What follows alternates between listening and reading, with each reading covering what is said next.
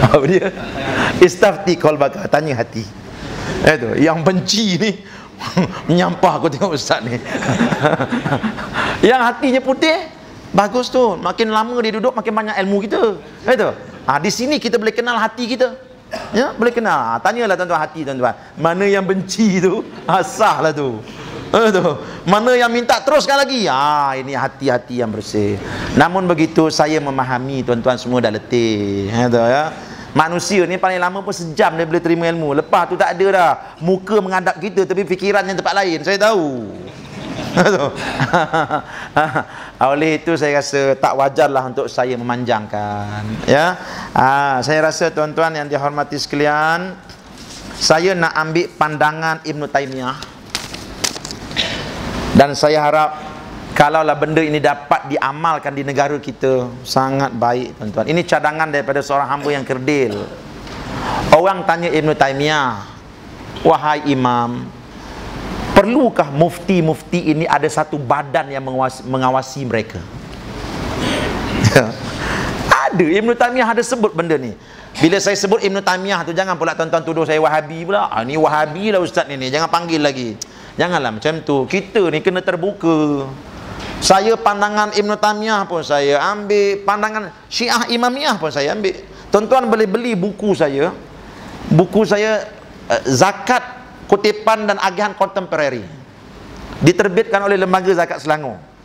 Ya. Masa zaman saya kerja dulu, yang bayar zakat 5,000 ke atas dapat free. Tapi tak tahu ada lagi saya rasa. Ya. Saya tulis buku itu dengan 8 mazhab. Bukan dengan 4 mazhab. Pandangan 8 mazhab saya ambil. Sebab apa? Sebab saya nak kita semua terbuka. Janganlah nak bergaduh tuan-tuan. Terbukalah ya. Wahabi, jangan sebarkan Wahabi dekat Selangor ni, sebab kita di sini ahli sunnah. Tapi kalau kau nak Wahabi seorang-seorang, ikut engkau lah. Engkau nak putar jari macam mana, putar ikut. Tak apa, putar lah. Imam Malik pun, mazhab Imam Malik pun putar jari juga. Putar, banyak mana nak putar pun. Tak apa, jangan suruh orang lain putar. Nak letak tangan dekat sini ke, dekat atas dahi ni, letak. Tak apa, selagi benda itu ada diajak oleh ulama kita, buat. Tak apa. Ya, no problem, kita terbuka. Jangan sempit sangat. Jadi bila saya guna pahaman, bila saya ambil kata-kata Ibn Taymiyah, janganlah pula tuduh saya Wahabi. Sebab bila tuduh Wahabi, kita punya pas mengajar boleh kena tarik. Jangan main-main tuan-tuan. Kalau dia panggil apa tu? Tauliah. Tauliah. Boleh ditarik. Jangan. Saya ahli sunnah wal jamaah. Cuma saya berfikiran terbuka. Wahabi ialah kawan-kawan saya. Sebab apa? Sebab saya nak pergi umrah, saya nak buat haji, imam kat sana Wahabi juga.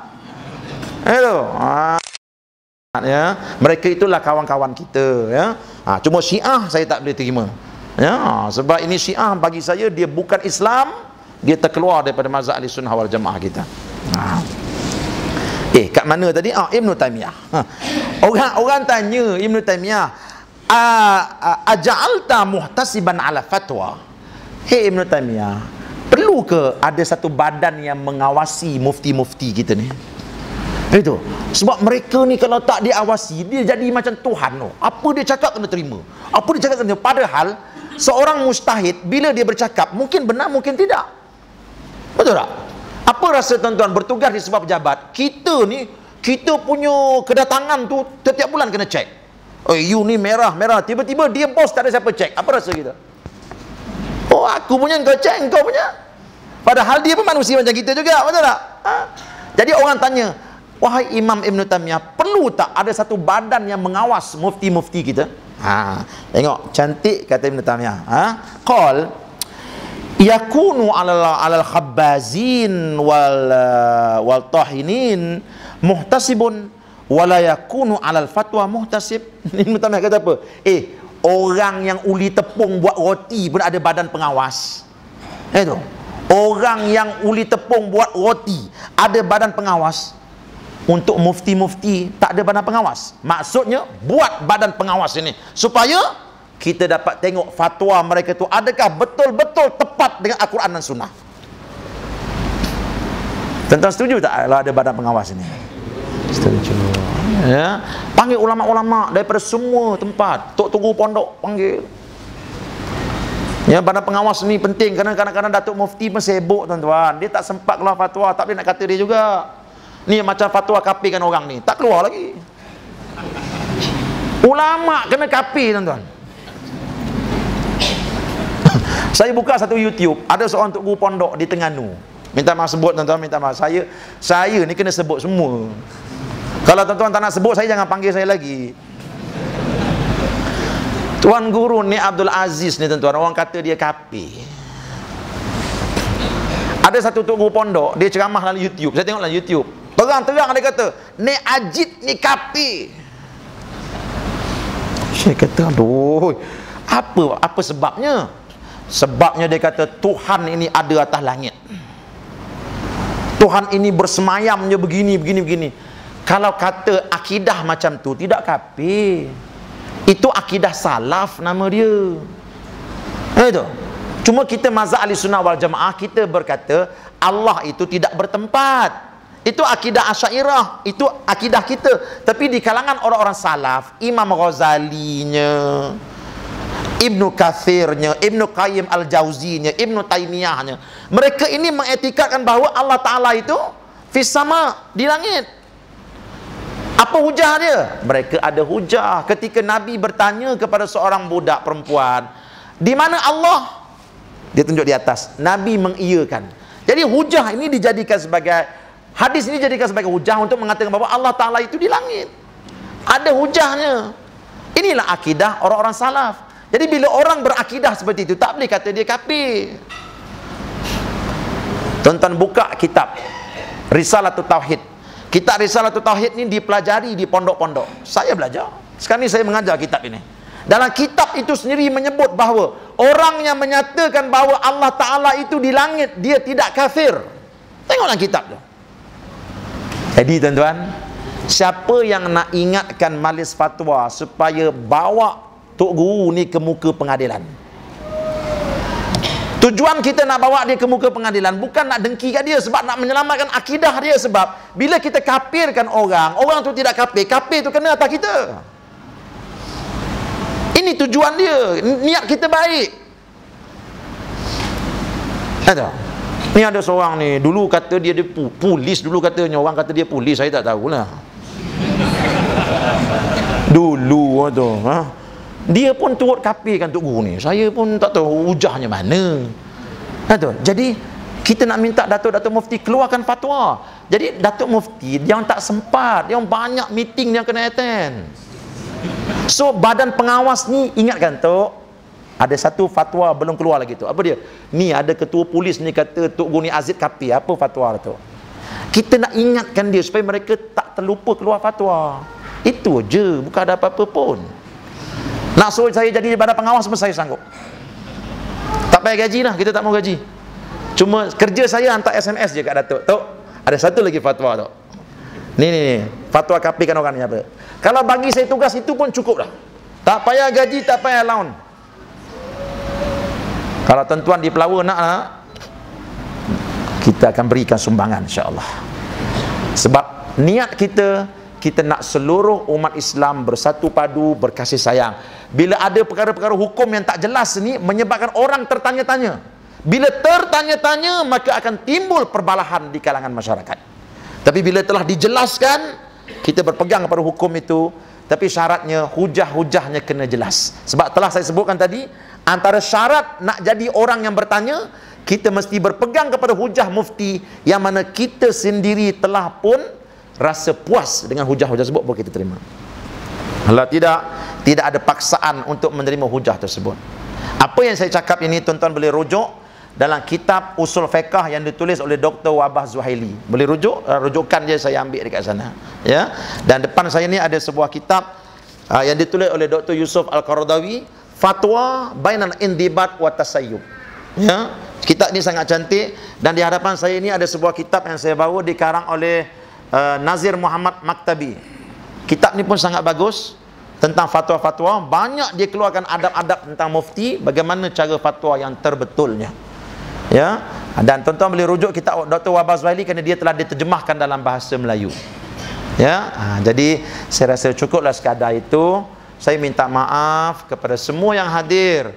ataupun yang tak hadir tetapi akan dengar CD dan VCD ni, ya.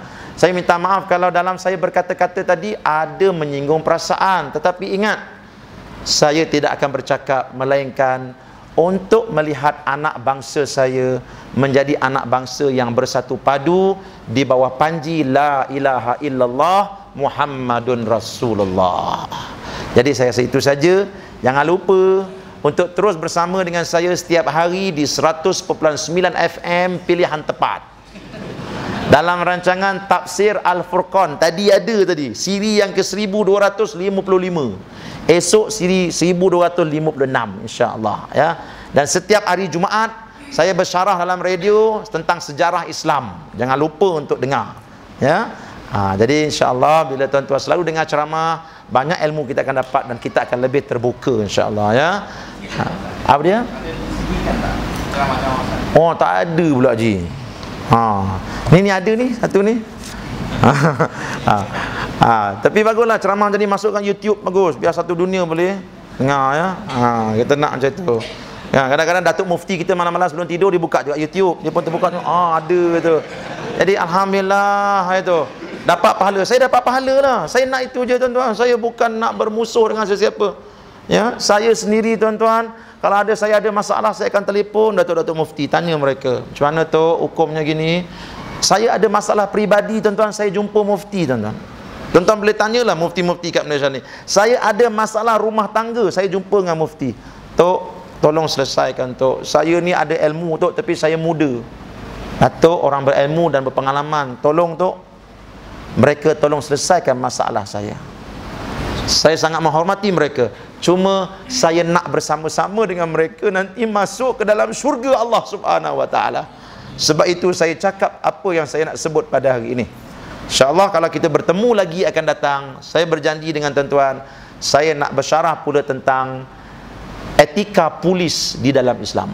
Saya sedang menyiapkan sebuah buku dan fakta-faktanya telah saya jumpa. Banyak, ada satu hadis daripada Nabi yang sebut betul-betul sebiji perkataan polis di dalam hadis dia. Dan kalau saya bentang nanti insya-Allah tuan-tuan boleh jemput anggota-anggota polis datang sekali dengar, supaya mereka tahu bahawa oh rupanya kerja polis ini satu kerja yang sangat mulia tuan-tuan. Mulia sangat. Sangat mulia. Mereka nak masuk syurga dengan kerja polis ni anytime, any day tuan-tuan. Sebab kerjanya sangat mulia. Kita sedang berceramah ni, dia duduk dekat luar tu. Itu, hujan dia. Tengok duduk dalam hujan.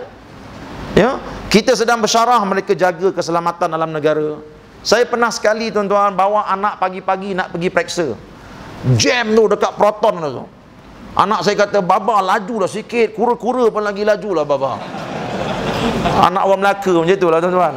Mulutnya tajam tu. Kura-kura lagi laju dah. Saya kata, macam mana kereta ni hujan ni tiba-tiba kereta berjalan dengan lancar. Saya kata pelik ni. Dekat depan FNN tu kan jam tu dulu. Hujan lebat, kereta jalan lancar. Bila saya lalu dekat situ, saya nampak seorang anggota polis tuan-tuan, pakai baju warna hijau, dalam hujan lebat, petir sabung menyabung.